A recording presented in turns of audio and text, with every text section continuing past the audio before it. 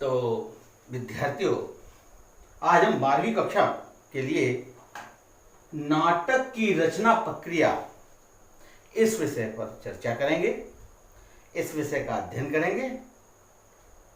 जैसा कि हम जानते हैं कि साहित्य की अनेक विधाएं हैं, काव्य, गद्य, नाटक, निबंध, संस्मरण। उसी क्रम में ये नाटक एक विधा है। नाटक को विद्वानों ने काव्य की श्रेणी में ही माना है। तो आज हम उसकी रचना प्रक्रिया है, इसको हम समझेंगे। लगातार यह प्रश्न सामने आता रहा है कि कविता, कहानी, उपन्यास की तरह नाटक भी साहित्य के अंतर्गत ही आता है। फिर भी इसकी रचना में क्या अंतर जरूरी हो जाता है? क्यों नहीं ये कहानी की तरह इसकी रचना की जा सकती? क्यों नहीं इसकी उपन्यास की तरह रचना की जा सकती? जब हम इस पर विचार करते हैं तो पाते हैं कि नाटक अपनी कुछ निजी विशेषताओं के कारण अन्य दूसरी विधाओं से बिल्कुल अलग हो जाता है। स्वयं हमारी भारतीय परंपरा में नाटकों को दृश्य काव्य की संज्ञा दी गई है। दृश्य काव्य भारत में नाट्य साहित्य की एक ऐसी विधा है जिसकी लंबी परंपरा मानी जाती है। भारत में ही नाट्य शास्त्र की सर्वप्रथम सबसे पहले रचना हुई थी। सबसे पहले भारत में नाट्य शास्त्र की रचना संसार में भारत में। यहां नाट्य शास्त्र के अनेक आचार्य हुए जिन्होंने नाटक पर बड़े बड़े विस्तार और गंभीरता से इस विधा पर विचार व्यक्त किए हैं। इनमें भरत मुनि, धनंजय, रामचंद्र गुणचंद्र, अभिनव गुप्त, विश्वनाथ आदि के नाम अधिक प्रसिद्ध है। अब देखिए, नाटक के मूल रूप से 3 तत्व माने गए हैं: वस्तु, नेता तथा रस।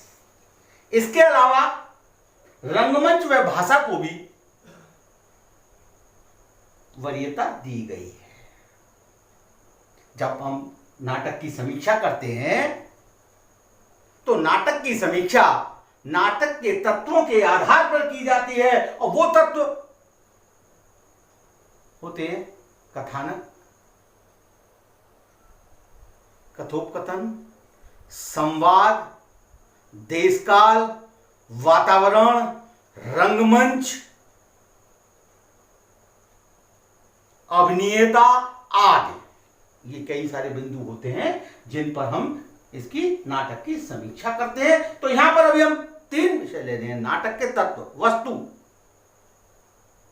नाटक की कथा को वस्तु कहते हैं। विषय वस्तु। नाटक की कथा को वस्तु कहते हैं, जिसके 2 प्रकार होते हैं। नंबर 1 आधिकारिक कथा और नंबर 2 प्रासंगिक कथा। आधिकारिक कथा वह है जो नाटक में आरंभ से अंत तक पाई जाती है।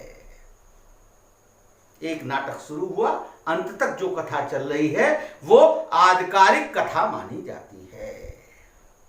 और प्रासंगिक कथा लघु होती है, जो नाटक के बीच बीच में अन्य प्रसंगों को जोड़ करके, जैसे महाभारत हम देखते हैं, और महाभारत में बीच में कृष्ण जन्म का प्रसंग, कौरव पांडवों की कथा है, कुरुक्षेत्र की कथा है, पूरी कथा, पूरी नाटक चलती है, परंतु बीच बीच में अन्य प्रसंग उसमें जोड़ते चले जाते हैं। अन्य चरित्रों की विशेषता बताने के लिए उन चरित्रों के प्रसंग जुड़ते चले जाते हैं। तो प्रासंगिक कथा दूसरा होता है। ठीक प्राचीन काल में नाटकों की कथा दोहरी होती थी, डबल दोहरी नाटकों की कथा होती थी, आधिकारिक और प्रासंगिक। दोनों प्रकार की कथा वस्तुओं का उपयोग होता था। आज के नाटकों की कथा वस्तु इकहरी होती है। आज के जो नाटक हैं उनकी कथा वस्तु इकहरी होती है, अर्थात केवल आधिकारिक कथा वस्तु का प्रयोग होता है। आज नाटक आदर्शवादी से अधिक यथार्थवादी हो गए हैं, ऐतिहासिक पौराणिक से अधिक सामाजिक और राजनीतिक हो गए हैं। आज के जो नाटक हैं वो ऐतिहासिक और पौराणिक नहीं रहे, सामाजिक तथा राजनीतिक हो गई। दूसरा आता है नेता, नेता का चरित्र। यह नाटक की कथा वस्तु का नेतृत्व करता है। चरित्र यानी पात्र, इसमें एक मुख्य नायक होता है, नायक कहते हैं। नेता में नाटक के सभी प्रकार के चरित्रों का समावेश होता है। नायक, नायिका, विदूषक, प्रतिनायक यानी खलनायक, लघु चरित्र इत्यादि। नाट्यशास्त्र के अनुसार नाटक को सर्वगुण संपन्न होना चाहिए। नायिका को भी उसी के अनुरूप होना चाहिए।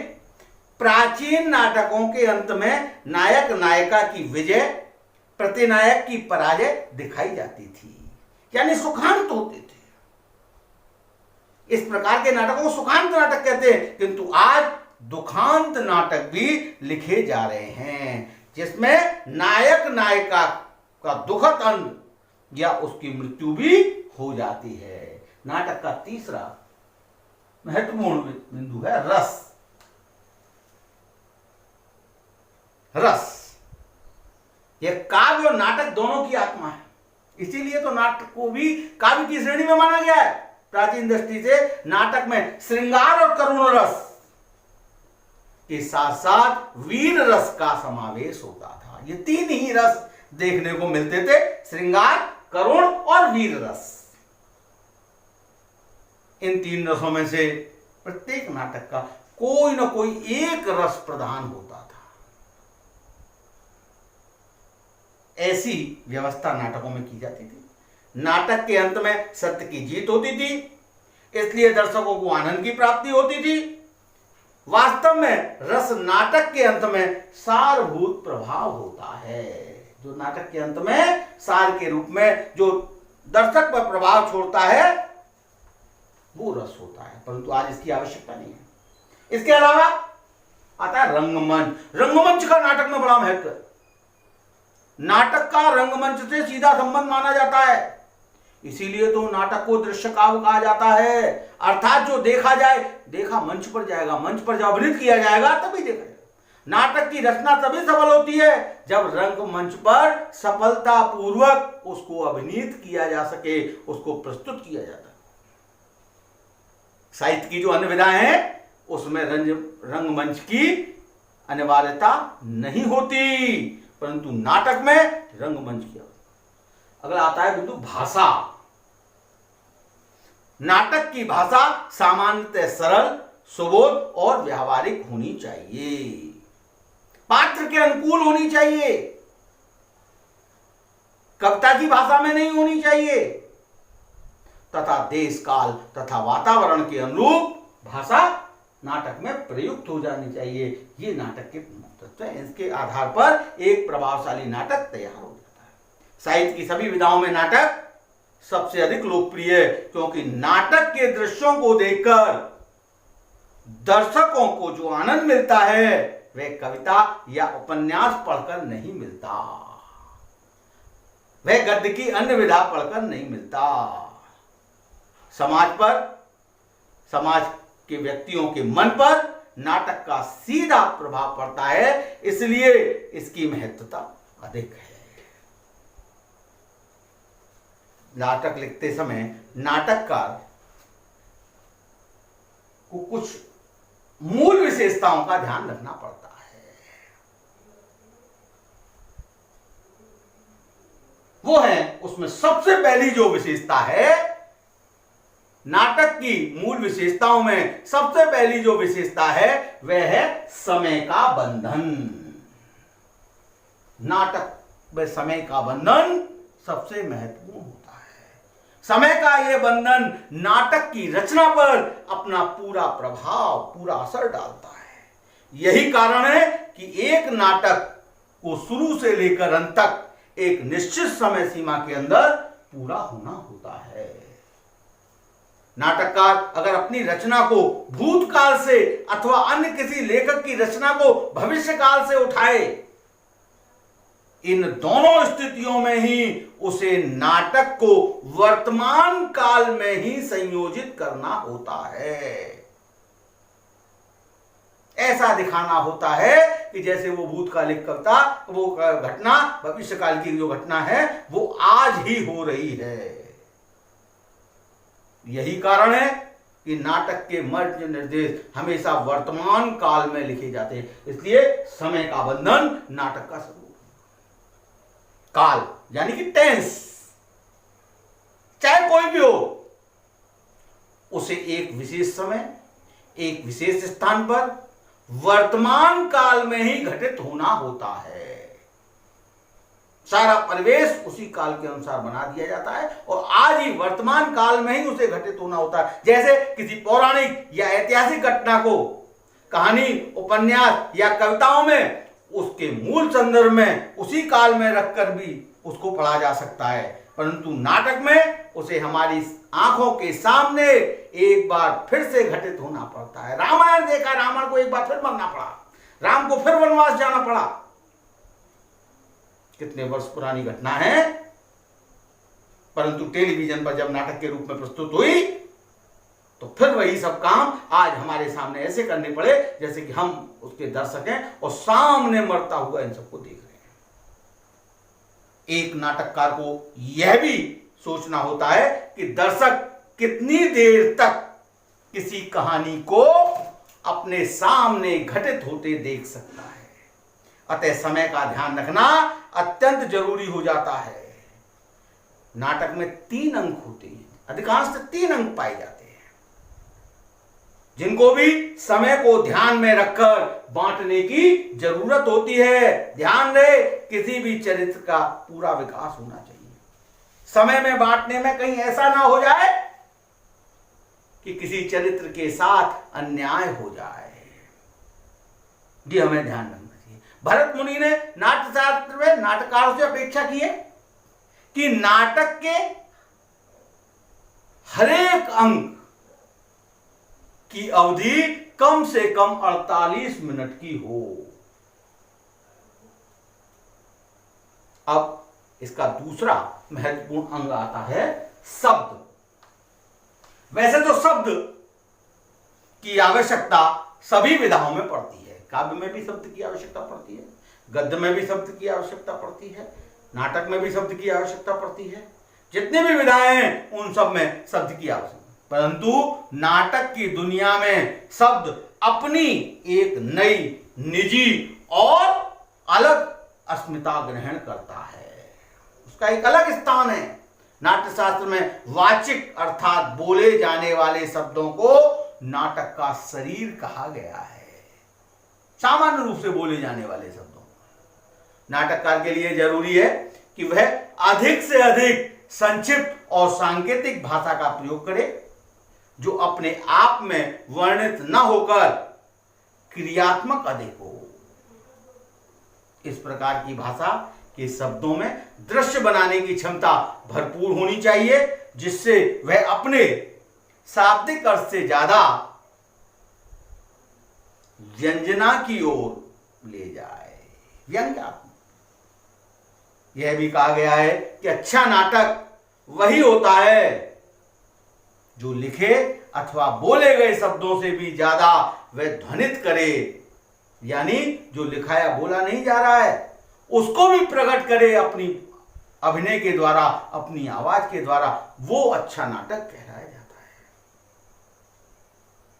उदाहरण देखिए, एक पंक्ति है, बोलने के तरीके से ही उसमें रस परिवर्तन हो जाता है। हे खगमग हे मधुकर श्रेणी, तुम देखी सीता मृगनयनी। इस पंक्ति को सुन करके करोड़ रस का संचार हो रहा है। वही इस पंक्ति को ऐसा लिख जाए, हे खगमग हे मधुकर श्रेणी, तुम देखी सीता मृगनयनी। बस शब्द वही है, वाक्य वही है, परंतु जरा सा ध्वनि में परिवर्तन आ गया, रस का स्वरूप बदल गया। रस का स्वरूप बदल गया, वो करुण रस से निकल करके रौद्र रस में आ गया, क्रोध। इसके अलावा नाटक के लिए आवश्यक होता है उसका कथ्य, यानी कथानक। पहले कहानी के रूप में किसी शिल्प, फॉर्म अथवा संरचना के भीतर परोना होता है। कथ्य को किसी कहानी के रूप में एक शिल्प यानी एक तरीका, एक सिस्टम, एक फॉर्म अथवा एक संरचना के भीतर पिरोना होता है। इसके लिए नाटककार को शिल्प या संरचना की पूरी समझ होनी चाहिए। यह बात हमेशा ध्यान में रखनी चाहिए कि नाटक मंच पर मंचित होता है, इसलिए नाटककार को रचनाकार के साथ साथ कुशल संपादक भी होना चाहिए। घटनाओं, स्थितियों अथवा दृश्यों का चुनाव करना भी उसे उचित क्रम में रखना भी, ये सारी जानकारी उसको होनी चाहिए। ये सारी कला भी नाटककार को होनी चाहिए कि दृश्यों का चुनाव करना, फिर उसको सही सिस्टमेटिक, उस उचित क्रम में, सीक्वेंस में उसको रखना, यह कला भी नाटक का सबसे जरूरी और सशक्त माध्यम है संवाद, कन्वर्सेशन, बोलना। अन्य विधाओं में इसकी आवश्यकता नहीं होती। गद्य में, काव्य में, उपन्यास में, कहानी में इसकी आवश्यकता नहीं होती, परंतु नाटक में इसके बिना काम ही नहीं चल सकता। नाटक के लिए तनाव, उत्सुकता, रहस्य, रोमांच और अंत में उपसंहार जैसे तत्व अनिवार्य हैं। तनाव भी आवश्यक है, उत्सुकता भी आवश्यक है। दर्शक में तनाव आ जाना चाहिए, अरे उत्सुकता भी होनी चाहिए, रहस्य, सस्पेंस, रोमांच और अंत में उपसंहार जैसे, ये सब होने, ये अनिवार्य तत्व हैं नाटक में, ये होने चाहिए। इसके लिए आपस में विरोधी विचारधाराओं का संवाद जरूरी होता है। यही कारण है कि नायक प्रतिनायक अर्थात खलनायक सूत्रधार की परिकल्पना भारतीय या पाश्चात्य नाट्यशास्त्र में आरंभ से ही की गई है, शुरू से ही की गई। शुरू से एक नायक होगा तो वो एक खलनायक होगा, तो एक सूत्रधार होगा जो नाटक का संचालन करता है। ये भारतीय और पाश्चात्य नाट्यशास्त्र में इसकी व्यवस्था आरंभ से की गई है। आप जानते हैं कि वह कौन सी चीज है जो एक सशक्त नाटक को एक कमजोर नाटक से अलग करती है। एक सशक्त नाटक को एक कमजोर नाटक से अलग करती है, ऐसी वो कौन सी चीज है? वह है संवादों का अपने आप में वर्णित या चित्रित न हो करके क्रियात्मक होना, दृश्यात्मक होना और लिखे तथा बोले जाने वाले संवादों से भी ज्यादा उन संवादों के पीछे निहित अनलिखे और अनकहे संवादों की ओर ले जाना सबसे महत्वपूर्ण। इसे अंग्रेजी भाषा में सब टेक्स्ट कहा गया है, प्रेरक, जो अनकहे वाक्यों को समझने के लिए प्रेरित करता है, सब टेक्स्ट कहा गया है। जिस नाटक में इस तत्व की जितनी ज्यादा संभावनाएं होंगी वह नाटक उतना ही सफल होगा। उदाहरण के लिए एक हेमलेट नाटक है, उसका एक प्रसिद्ध संवाद है to be or not to be, to be or not to be, अथवा जयशंकर प्रसाद का एक प्रसिद्ध नाटक स्कंदगुप्त, इसका एक संवाद है अधिकार सुख कितना मादक और सारहीन है। ये संवाद जो है अनगिनत संभावनाओं को उजागर कर देता है। इस प्रकार के जो संवाद हैं वो अनगिनत संभावनाओं को उजागर कर देता है। नाटक स्वयं में एक जीवंत माध्यम है। कोई भी दो चरित्र जब आपस में मिलते हैं तो विचारों के आदान प्रदान में टकराहट पैदा होना स्वाभाविक है। टकराहट पैदा होना, यही कारण है कि रंगमंच प्रतिरोध का सबसे सशक्त माध्यम है।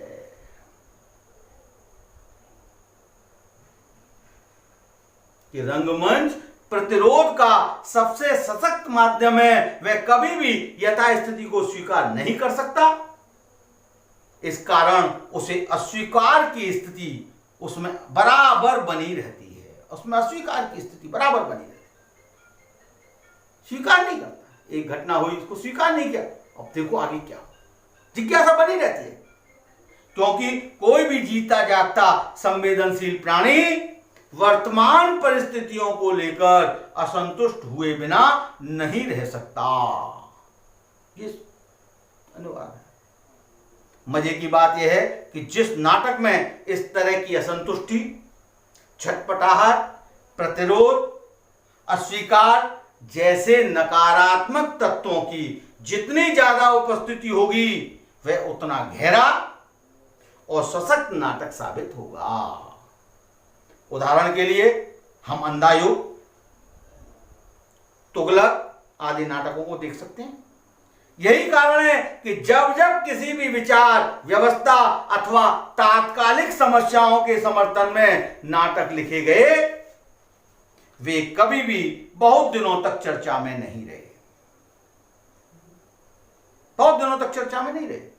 यही वजह है कि हमारे आधुनिक नाटककारों को राम की अपेक्षा रावण, प्रहलाद की अपेक्षा हिरण्यकश्यप और कृष्ण की अपेक्षा कंस अधिक आकर्षित करता है।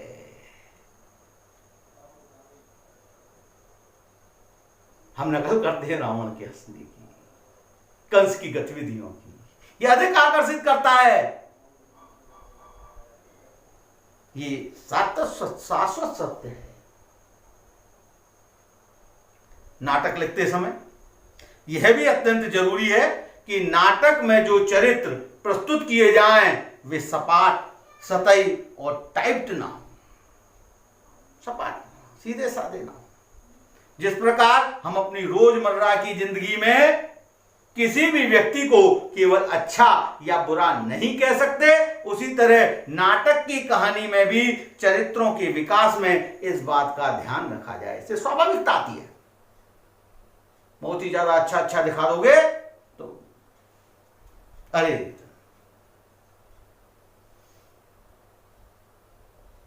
तो यहां भी हमें स्थितियों के अनुसार अपनी क्रियाएं, प्रतिक्रियाएं व्यक्त करते चलें। इस बात का हमें ध्यान रखना होगा कि हमारे जो पात्र हैं वो तात्कालिक स्थितियां, नाटक में आई क्रियाएं, प्रतिक्रियाएं आदि को उस स्थिति के अनुरूप व्यक्त करते चलें। ये हमें आवश्यक रूप से ध्यान रखना। नाटककार नाटक के कथानक के माध्यम से जो कुछ भी कहना चाहता है, उसे अपने चरित्रों के और इनके बीच होने वाले परस्पर संवादों से व्यक्त करता है। हमें यह भी ध्यान रखना चाहिए कि संवादों को बोलने वाले पात्र मंच पर सचमुच के हाड़ मांस के जीवित प्राणी होते हैं, न कि कविता, कहानी और उपन्यास में उपस्थित रहने वाले शाब्दिक चरित्र। शाब्दिक चरित्र वास्तविक होते, यथार्थ होते, हाड़ मांस के। अतः संवाद जितने ज्यादा सहज और स्वाभाविक होंगे, उतना ही दर्शकों के मर्म को छुएंगे, उसके हृदय को स्पर्श करेंगे, उनकी संवेदनाओं को कचोटेंगे, उनके एहसास को जगाएंगे। यहां स्वाभाविक का मतलब भाषा की सरलता बिल्कुल नहीं है। यहां स्वाभाविक होने का मतलब भाषा की सरलता बिल्कुल नहीं है। संवाद कितने भी क्लिष्ट भाषा में व तत्सम शब्दों से युक्त हो, स्थिति तथा परिवेश की मांग के अनुसार यदि वे स्वाभाविक प्रतीत होते हैं, तो उस स्थिति में भी उनके दर्शकों तक पहुंचने में कोई मुश्किल नहीं होती। दर्शकों के मन को छूने में कोई मुश्किल नहीं होती। इस दृष्टि से हम जयशंकर प्रसाद, मोहन राकेश, जगदीश चंद्र माथुर, धर्मवीर भारती, सुरेंद्र वर्मा जैसे नाटककारों की भाषा में ये विशेषता देख सकते हैं। इसी के साथ जुड़ा है दूसरा सवाल, शिल्प और संरचना। शिल्प और संरचना, जिसके अंतर्गत नाटककार अपने कथ्य को वंजित करता है।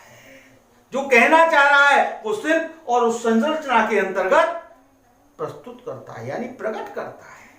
आज हिंदी के नाटककारों के पास शिल्प की दृष्टि से कई तरह के विकल्प मौजूद हैं। सर्वप्रथम तो संस्कृत नाटकों, स्वप्न वासव दत्ता, अभिज्ञान शाकुंतलम, मृच्छकटिकम, उत्तर रामचरित आदि का ढांचा मौजूद है, जिसे हम पारभाषिक शब्दावली में शास्त्रीय कहते हैं। ऐसा एक शास्त्रीय ढांचा आज मौजूद है। एक लोक नाटकों का प्रारूप है जिसमें कोई लिखित आलेख नहीं है और सब कुछ मौखिक रचना के प्रक्रिया के माध्यम से घटित होता है। पारसी नाटकों को अपना एक अलग, उनका एक अलग शिल्प है। पारसी नाटकों का अपना एक अलग शिल्प है जो शेरों शायरी, गीत संगीत और अतिरंजित संवादों पर आधारित है। एक महान विचारक हुए हैं हेनरिक इब्सन। इब्सन की तर्ज पर यथार्थवादी नाटकों का अपना एक मुहावरा है जो गद्य पर आधारित है। इसके अलावा नुक्कड़ नाटक की अपनी एक अलग अहमियत है, एक अलग विशेषता है, एक अलग उपयोगिता है। यह नाटककार को तय करना होता है, यह नाटककार को तय करना होता है कि वह इनमें से किस तरह के शिल्प का चुनाव करे। वो नुक्कड़ नाटक के शिल्प का चुनाव करे, वो यथार्थवादी नाटकों के मुहावरों का चुनाव करे, ये शेर शायरी, गीत संगीत यदि पारसी नाटकों का माध्यम ले, या फिर लोक साहित्य का माध्यम, या फिर संस्कृत के जो परंपरागत नाटक स्वप्न दत्ता, अभिज्ञान शाकुंतलम, मृच्छकटिकम, उत्तर रामचरित आदि है, इनके शिल्प का चुनाव करे। ये नाटककार के ऊपर होता है। अलग अलग विकल्पों को मिलाकर अपनी एक नई विकसित शैली विकसित करे। अच्छा तो यही होता है कि अलग अलग विकल्पों को मिला करके और एक नई शैली का विकास करे, या इन सब के अलावा बिल्कुल अलग शिल्प को प्रस्तुत करे। यह भी हो सकता है। नाटककार एक अलग शैली भी डेवलप कर सकता है। जरूरी नहीं है कि उसी परंपरागत शैली पर चले वो। इनको मिला करके एक नई शैली या एक बिल्कुल अलग शैली का निर्माण कर सकता है। प्राय कहा जाता है कि कथ्य अपना शिल्प स्वयं निर्धारित कर लेता है। यह अक्सर कहा गया है कि जो कथ्य है, जो विषय वस्तु है, वो अपना शिल्प स्वयं निर्धारित कर लेता है। यह स्थिति सही भी है कि कथ्य के आधार पर शिल्प होना चाहिए, क्योंकि जब जब नाटककार ने पहले शिल्प या संरचना को निश्चित कर लिया है, पहले प्रारूप बना लिया, पहले शिल्प निश्चित कर लिया, पहले संरचना, इस तरह से नाटक लिखना है और उसके बाद कथित लिखा, तो वो नाटक अधिक कामयाब नहीं होते। ऐसे नाटक अधिक कामयाब नहीं हो पाते। इसलिए नाटक रचना प्रक्रिया में हमें इन सब बातों को ध्यान रखना चाहिए। एक कुछ स्मरणीय बिंदु है कि नाटक एक ऐसी विधा है जो हमेशा वर्तमान काल में घटित होती है। यहां तक कि नाटक की कहानी बेशक भूतकाल या भविष्य काल से जुड़ी हो, तब भी उसे वर्तमान काल में ही घटित होना पड़ता है। यह स्मरणीय बिंदु है, याद रखने योग्य है, महत्वपूर्ण बिंदु है। नाटककार को पहले घटनाओं का चुनाव करना पड़ता है, फिर उसे निश्चित क्रम में रखना होता है। पहले घटनाओं, ऐसा नहीं कि क्रम निश्चित करके फिर घटना को करें, नहीं। पहले घटनाओं का चुनाव करना पड़ता है, फिर उसे निश्चित क्रम में रखना होता है। एक अच्छा नाटक वही है जो कथा को आपसी बहस, मुबाहिसों यानी कि वाद विवाद से आगे बढ़ाए, उसमें वाद विवाद करते हुए तर्क कुतर्क करते हुए उस नाटक की कथा को आगे बढ़ाए, ये एक अच्छा नाटक कहलाता है। नाटक और रंगमंच जैसी विधा का सृजन मूलतः अस्वीकार के भीतर से होता है। नाटक और रंगमंच ये विधा अस्वीकार, सहज रूप से व्यक्ति स्वीकार नहीं कर पाता है। तो ये सारी बातें हमें ध्यान रखनी है। यही नाटक की रचना प्रक्रिया है। आज इतना ही। Thank you very much.